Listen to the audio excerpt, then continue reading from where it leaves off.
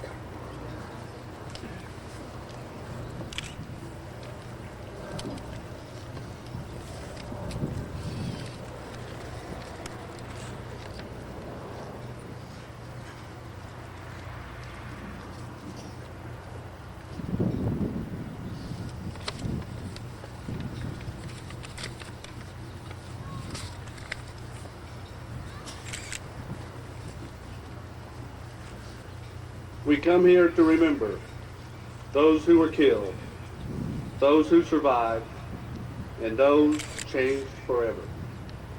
May all who leave here know the impact of violence, and may this memorial offer comfort, strength, peace, hope, and serenity. Would you please join us in 168 seconds of silence to remember those who were killed here 2 years ago.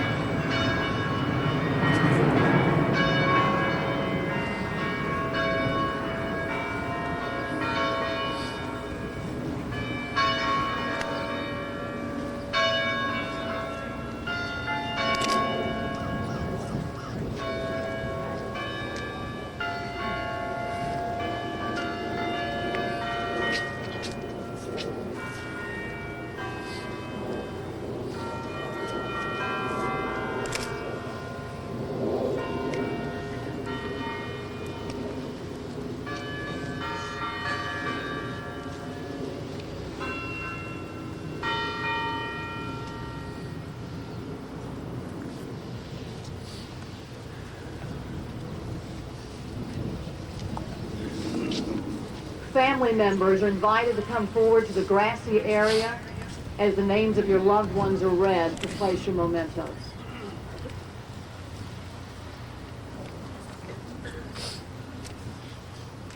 Lucio Almond, Jr.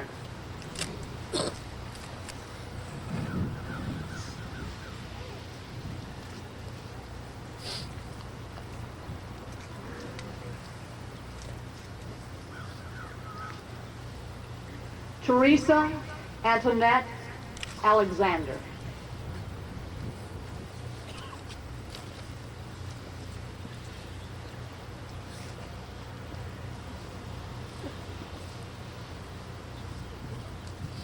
Richard Arthur Allen.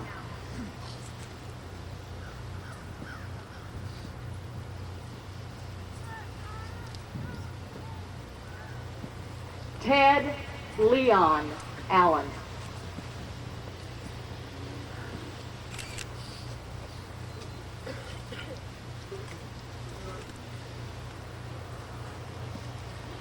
Bailey Allman.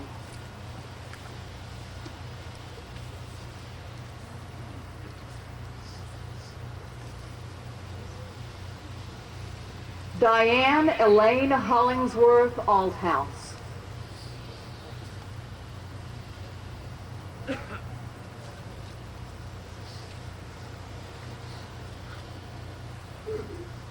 Rebecca Anderson.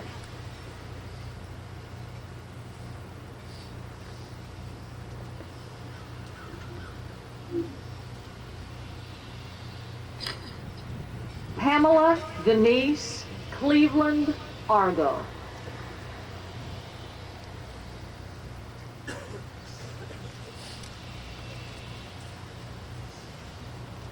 Sandra Gail Sandy Avery.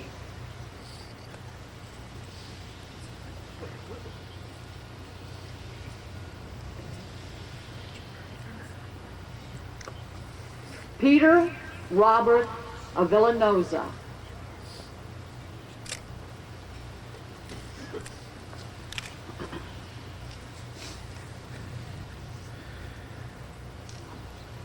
Calvin C. Battle.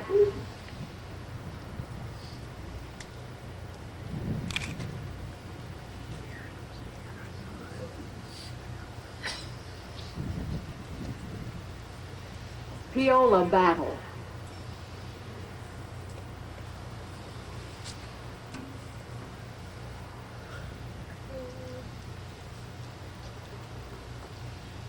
Danielle Nicole Bell.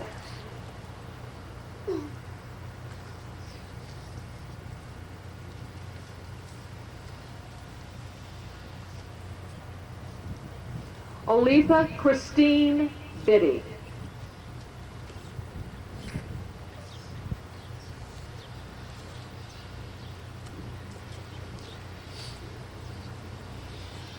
Shelley Deanne Turner Bland.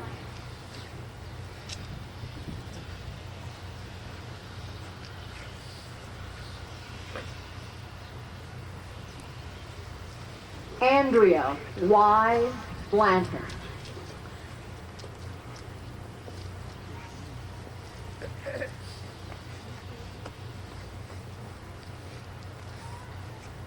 Olin Burl Bloomer.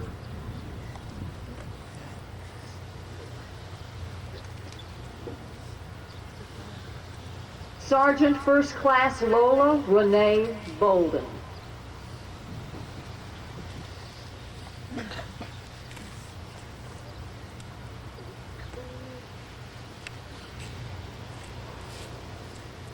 James Everett Bowl.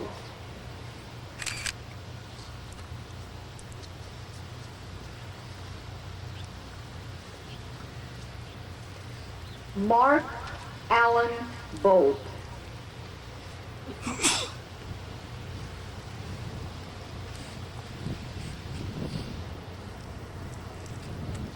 Cassandra K. Booker.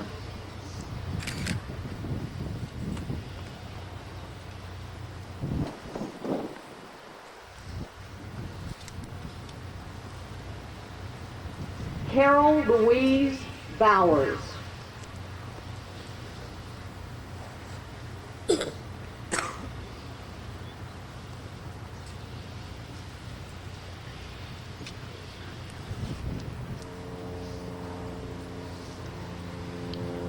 Paul Gregory Brocksterman.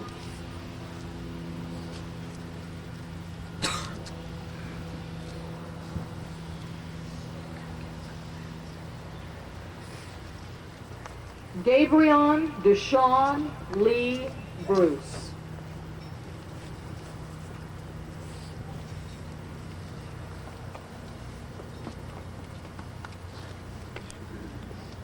Kimberly Ruth Burgess.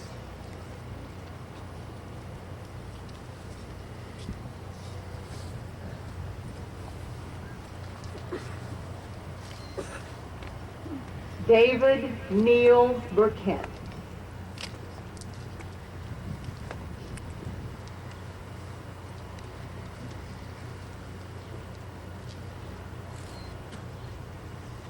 Donald Earl Burns, Sr.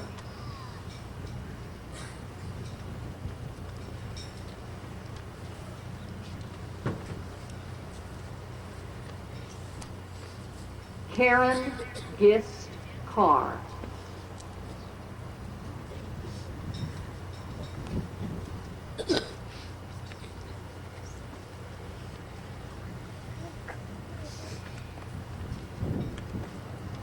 Michael Joe Carrillo.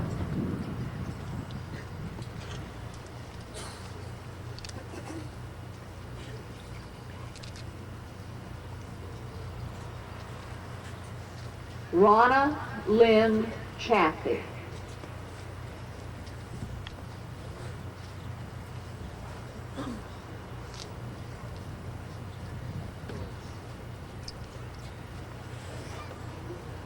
Zachary Taylor Chavez.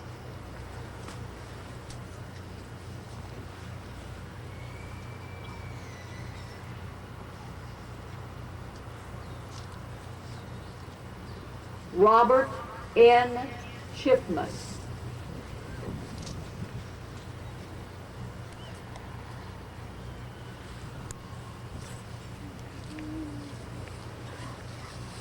Kimberly K. Clark.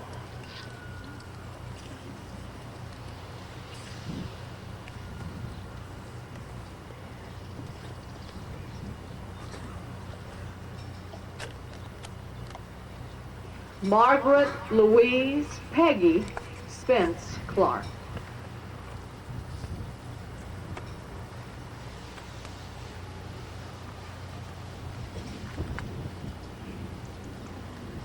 Anthony Christopher Cooper II.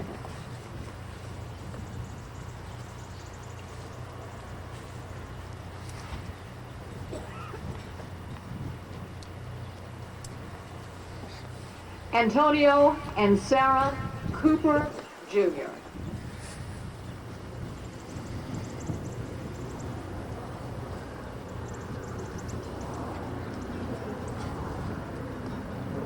Dana Leanne Brown Cooper.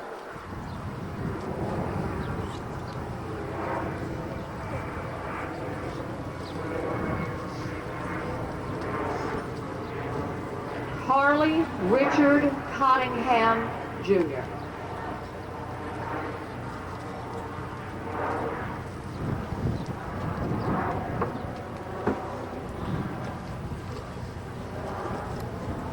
Kim Robin Dillow Cousins.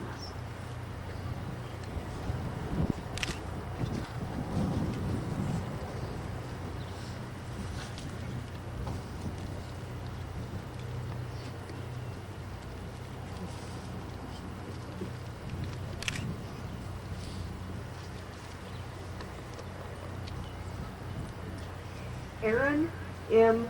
Coverdale.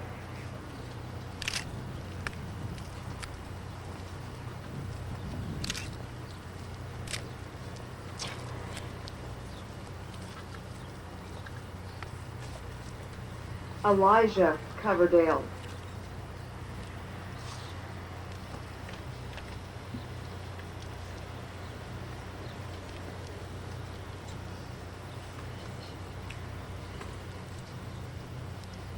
J.C. Ray Coyne.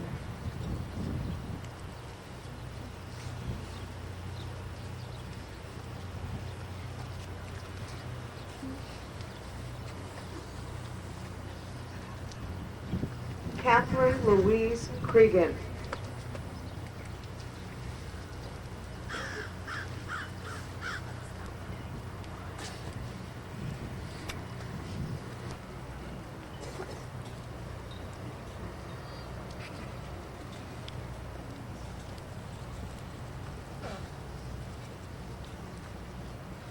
Peter Leslie DeMaster.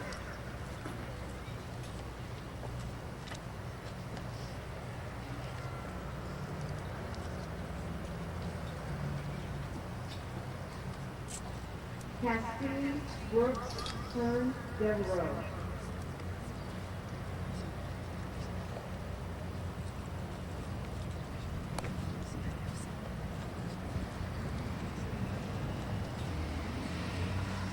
Sheila R. Digger Driver.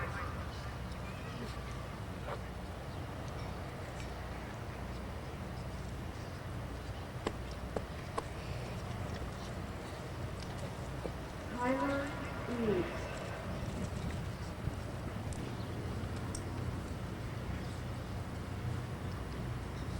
Judy Joanne Fisher.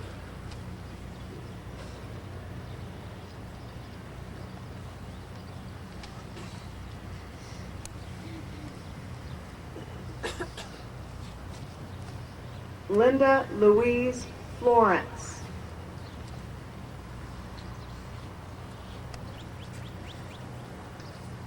Christy Yolanda Jenkins.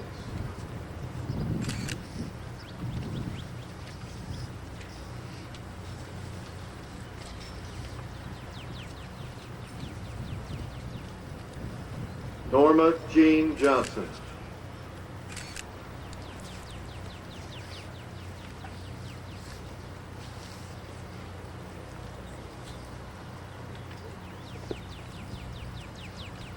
Raymond Lee Johnson.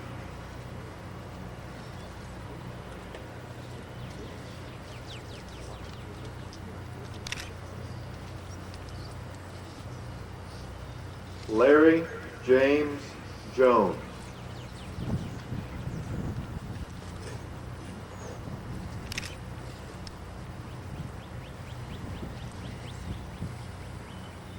Alvin J. Justice.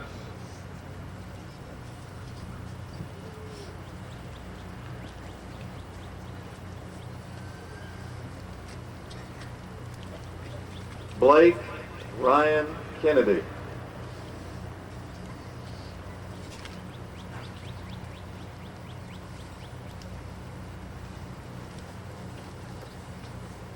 Carol Sue Khalil.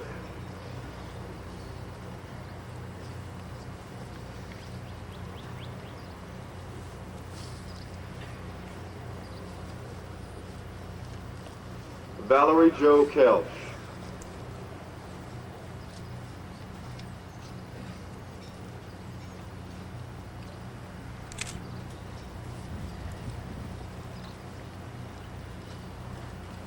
Carol Ann Crimboard.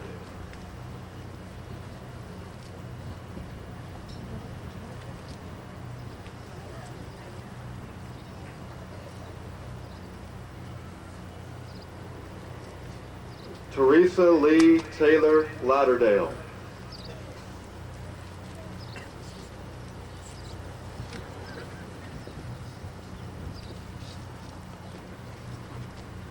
Trudy J. Rigney.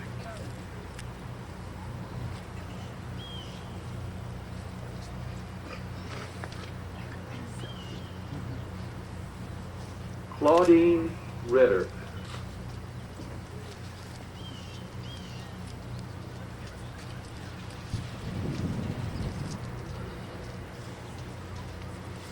Christine Nicole Rosas.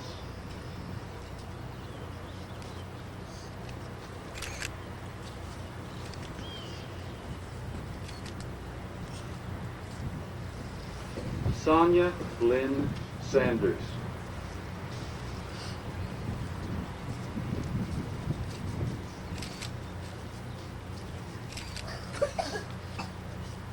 Lanny Lee Scroggins.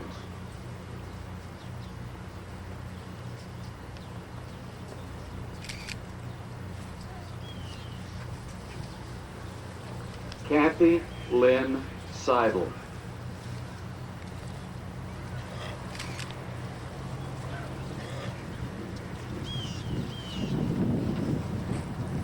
Leora Lee Sells.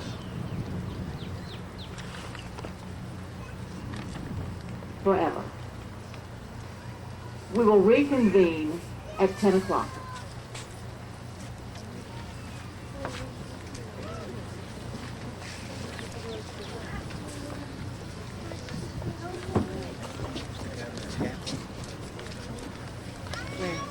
Oh, here.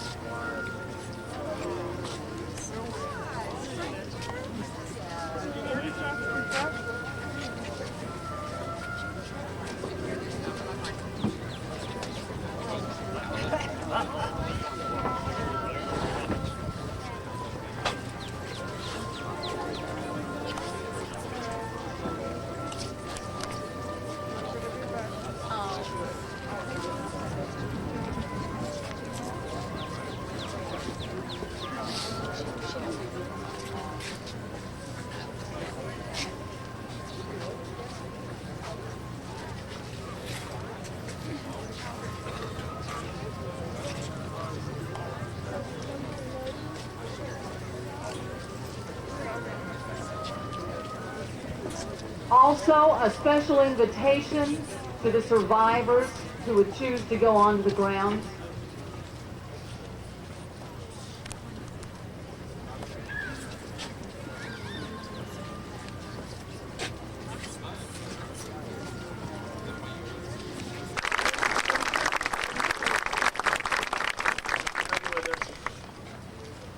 Two years ago, we came to this spot in a moment of terrible crisis. We confronted an act of absolute evil with 10,000 acts of courage and compassion and love. 1 year ago, we came here again, in mourning and in remembrance. We embraced those who still suffered, and we recalled those whom we lost. Today we gather once again with hope and with faith. Healing is a process. It's not a destination. For some of us, the pain of April 19th is still very raw. For others, the healing has begun. But for all Oklahomans, today can bring a new sense of peace.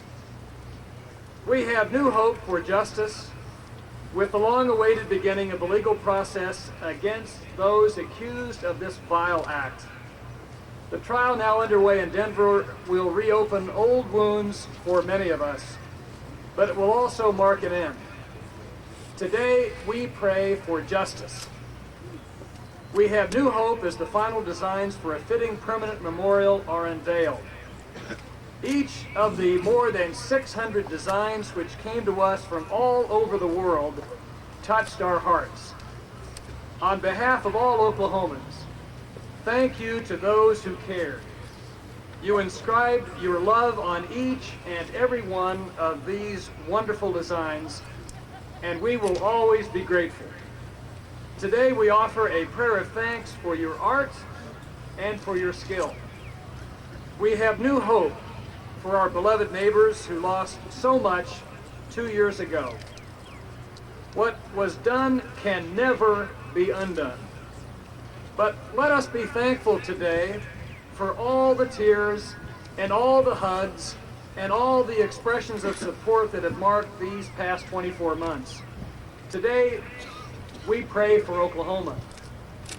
2 years ago, this was a place of terror and sorrow and stark ugliness, but only for a brief moment. as the first brave rescuer stepped into that building, as the mighty forces of compassion and support mobilized all of our people, as our loved ones came home to us, we all felt the power of God's love. The terror fled. The sorrow was tempered by that love, and the ugliness was replaced by this beautiful fence. It became a place to literally hang our love for all to see and to touch and to experience.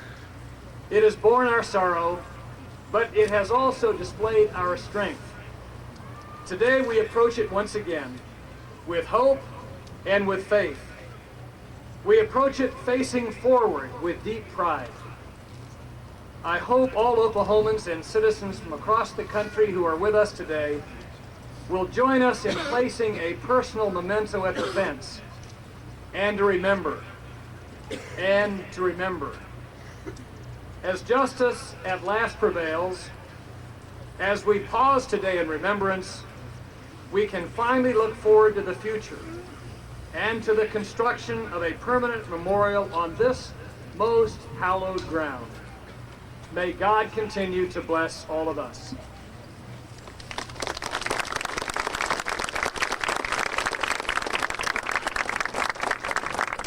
Thank you, Governor. Ladies and gentlemen, it's my pleasure to introduce Mrs. Karen Luke, who's the Vice Chair of the Oklahoma City Memorial Foundation.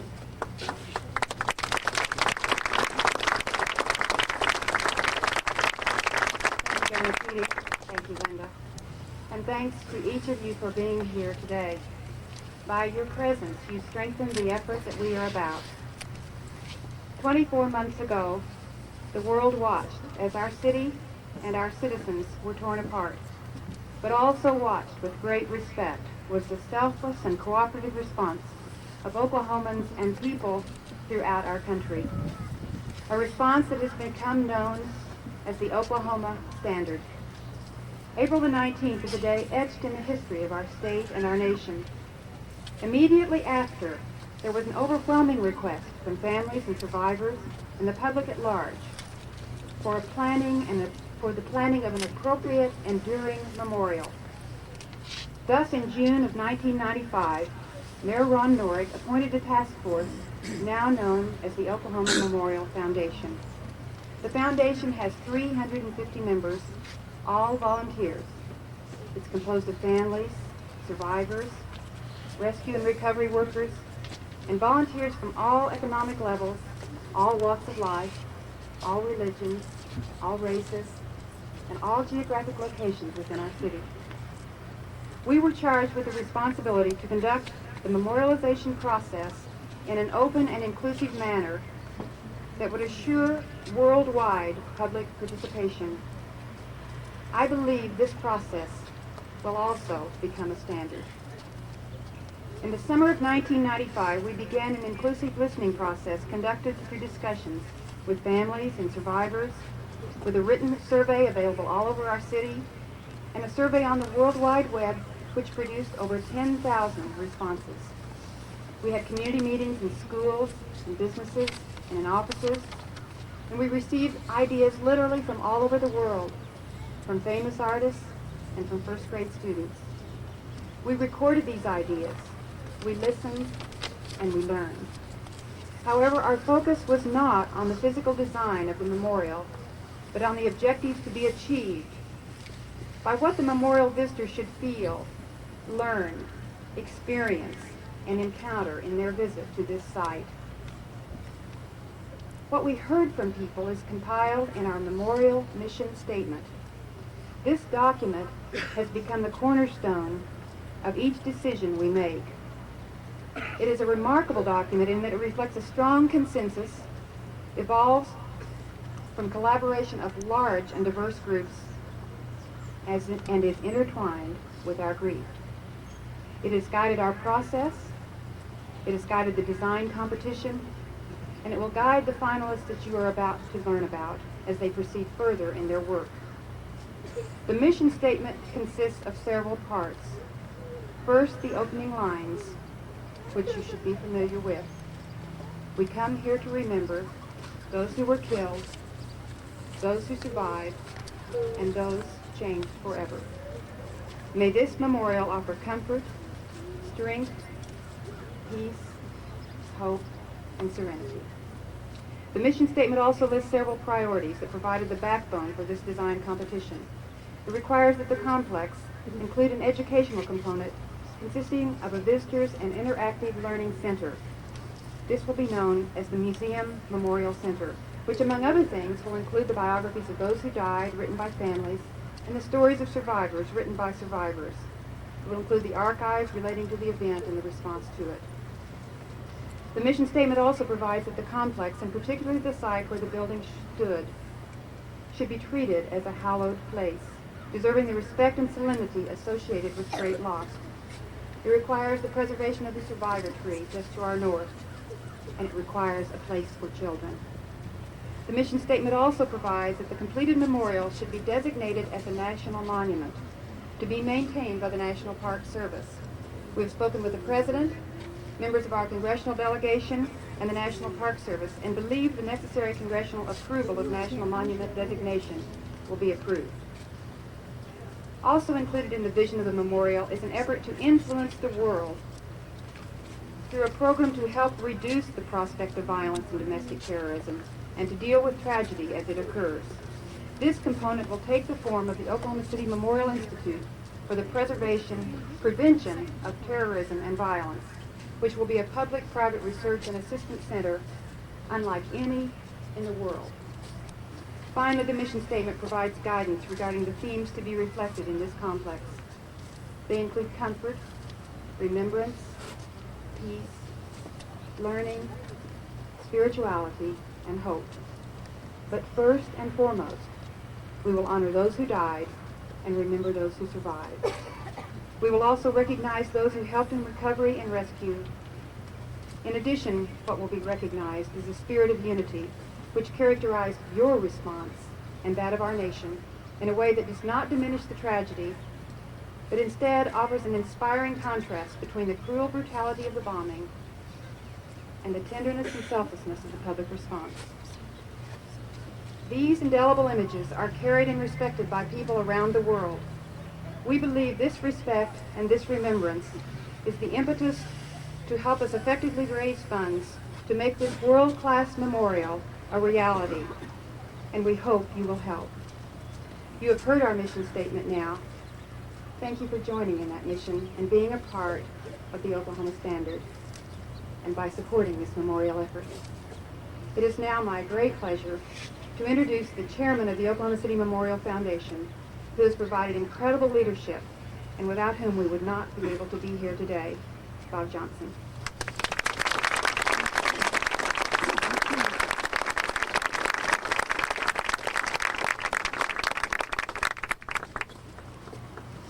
Thank you, Karen, Reverend Mr. Keating, and thank each of you for being here as we take another step forward in the commemoration of the horrific tragedy which occurred here 2 years ago today.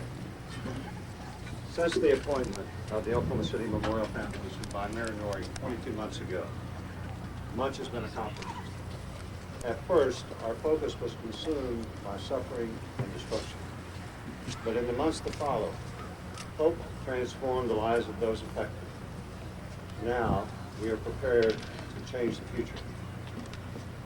Karen Luke spoke of the memorial mission statement adopted in March of last year by unanimous vote. With the mission statement to guide us, we began the process of fulfilling its requirements through the grassroots efforts of hundreds of family members, survivors, and other volunteers to participate in a significant way in all aspects of this process. We worked together to build a consensus as the City Council voted unanimously to close the street on which we are standing, so that we can build an appropriate and enduring memorial in a peaceful and serene setting. Thanks to the efforts of so many, we stood proud as we watched the signing of the historic Intergovernmental Letter of Understanding, which, among other things, assures that the design chosen through this international design competition will be endorsed by all levels of government as the memorial design. We worked together to build a consensus on the definition of survivor, for the purposes of who will be identified as such on the Murrah building site. We also have initiated the process for congressional designation of the completed memorial as a national monument. Just a year ago, we began working on the international design competition.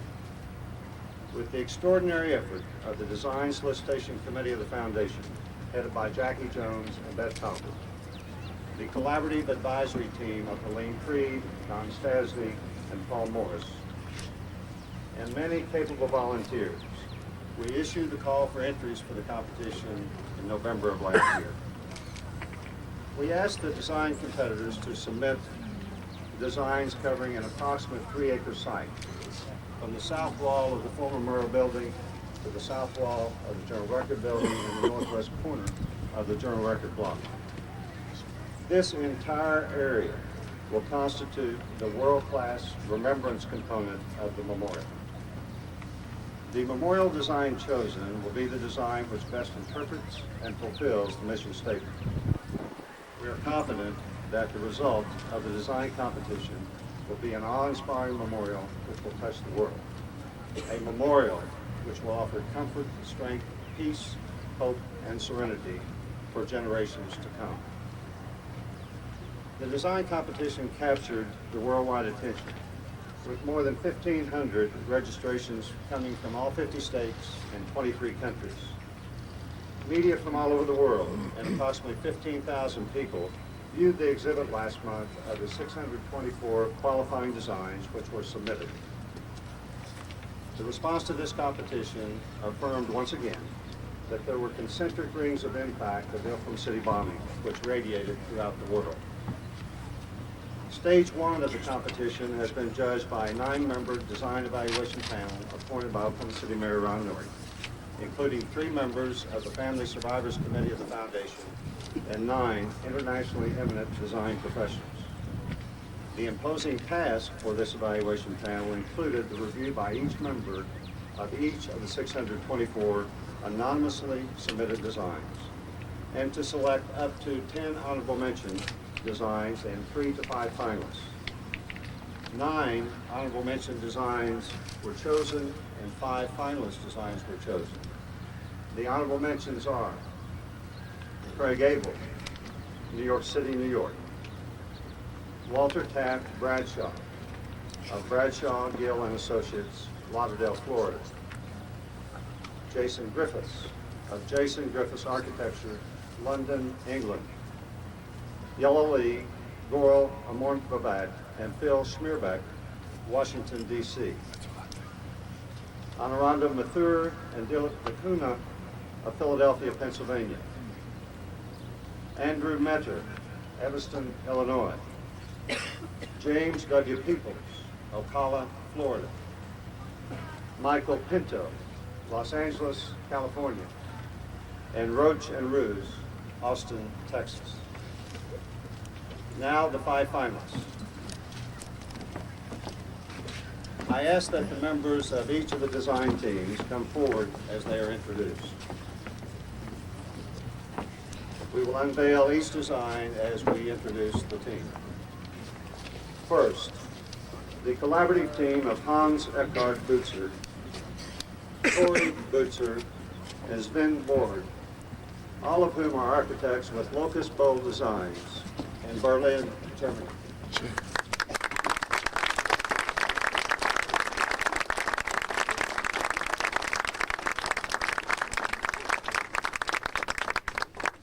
Corey Butzer is a native of Millwall, Oklahoma. The second finalist is the team of J. Kyle Casper, who recently received a Master's of Architecture degree from MIT in Cambridge, Massachusetts. And Brian Bradstetter, who has been practicing with an architectural firm in Dallas, Texas. Kyle Casper is a native of Broken Arrow, Oklahoma.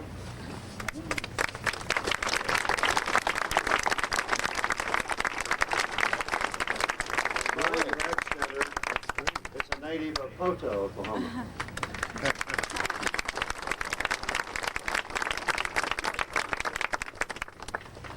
The third finalist is the team of Susan Harrington, a landscape architect and assistant professor in the Department of Landscape Architecture, College of Design, Iowa State University.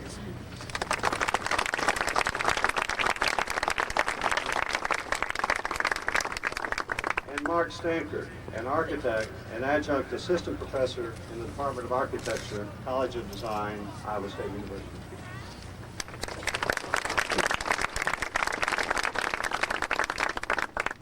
The fourth finalist is the team of Richard Scher, an architect and urban designer and chairman of the graduate programs in architecture and urban design at Pratt Institute in Brooklyn, New York. And James Rozan, an architect and urban designer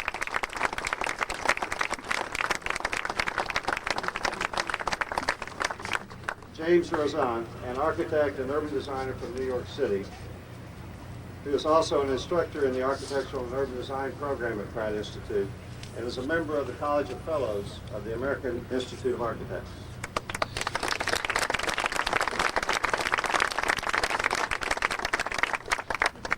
The fifth finalist is the team of Hanno Weber, an architect and urban designer, Kathleen Hess, an architect and interior designer, Michael Maher, an architect, all of whom are with the firm of Hanno Weber and Associates, Chicago, Illinois.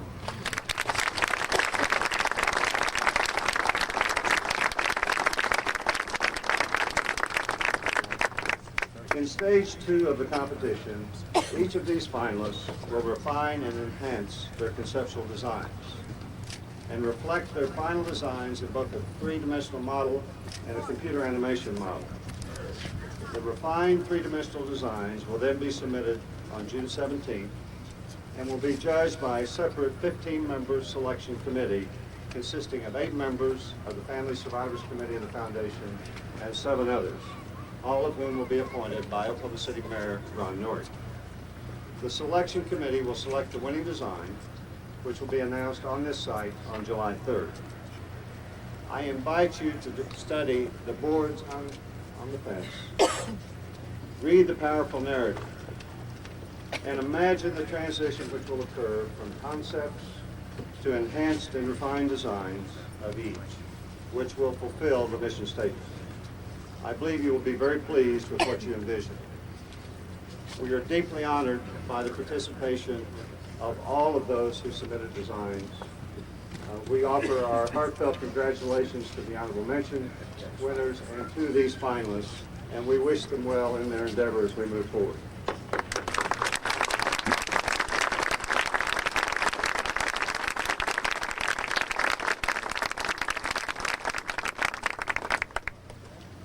In the next few days, the Foundation will launch a development campaign to raise the necessary funds for the creation of the memorial. The development campaign will be chaired by Holly Nichols, who is a survivor of the bombing, and who also lost her cousin, Doris Higginbotham, in the bombing, and also chaired by Oklahoma City Mayor Ron Norrie. Today, we are pleased to announce the lead commitment to the development campaign from Kerr-McGee Corporation. I would like to ask Luke Corbett, the chairman of Kerr-McGee, and Tom McDaniel, the vice chairman of Kerr-McGee, to please come forward.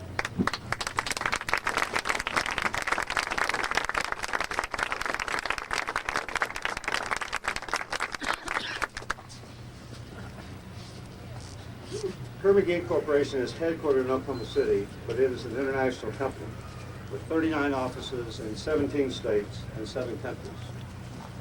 Notwithstanding that less than 1/4 of its employees is located in Oklahoma City, it has a rich tradition of leadership in helping with projects that have significant impact both today and for succeeding generations.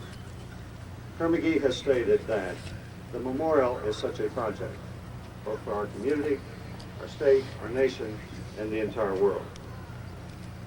Luke Corbett serves on the advisory committee of the foundation. Tom McDaniel and Kevin Gottschall, a member of the legal staff of Kerr-McGee, are co-chairs of the Government Liaison Committee and serve on the board of the foundation. In their donation letter to the foundation, Mr. Corbett and Mr. McDaniel stated in part, our proximity to the explosion the heroic and unselfish response by our employees in the aftermath, and the unbearable loss of loved ones by our people and many others, all weighed heavily in the decision to make a gift that will underscore our deep feelings, support, and continuing commitment to all those affected. Ladies and gentlemen, please join me in a sincere expression of appreciation to Kerr-McGee Corporation for its commitment to make the lead gift to the Foundation's development campaign in the amount of $1 million.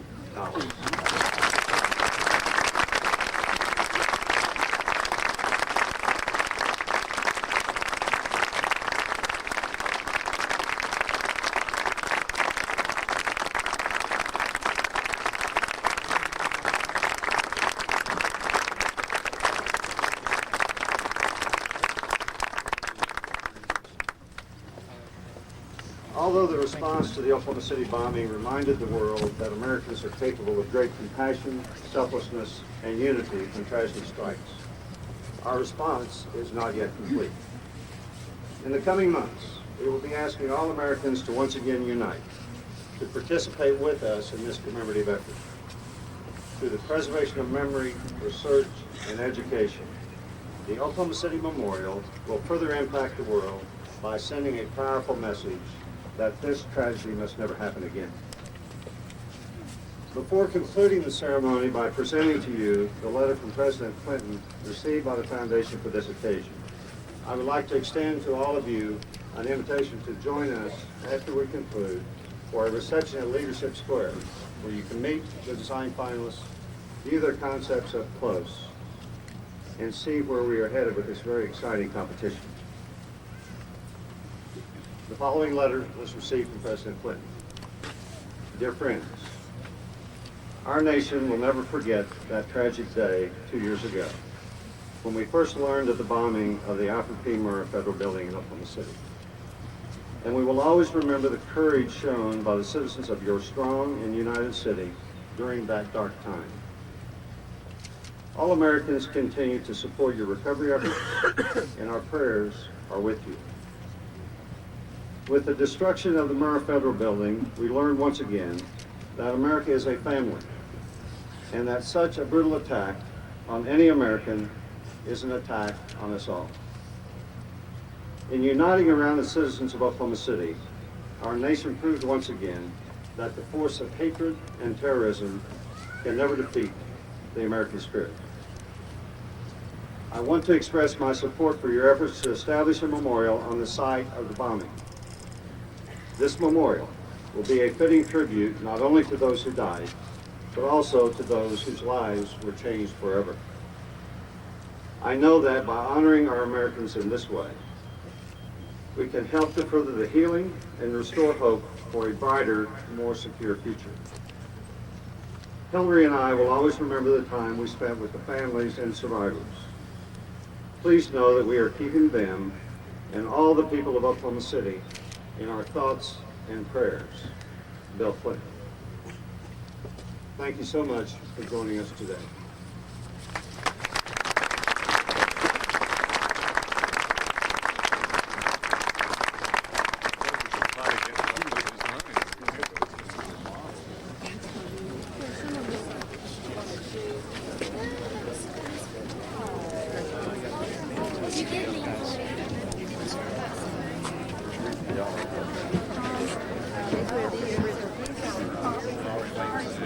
Are you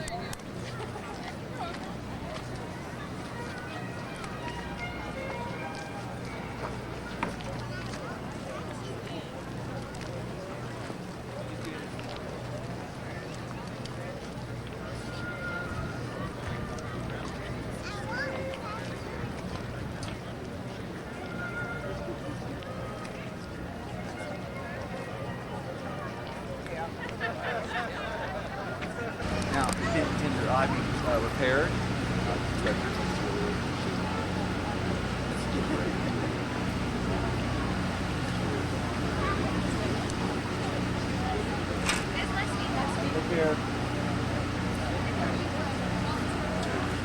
I'm going to take these good looking guys right here too.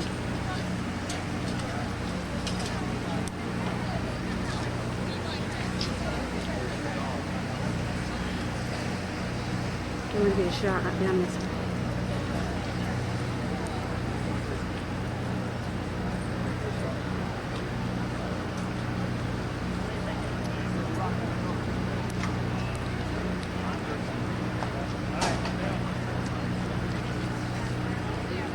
Yeah, I really want that.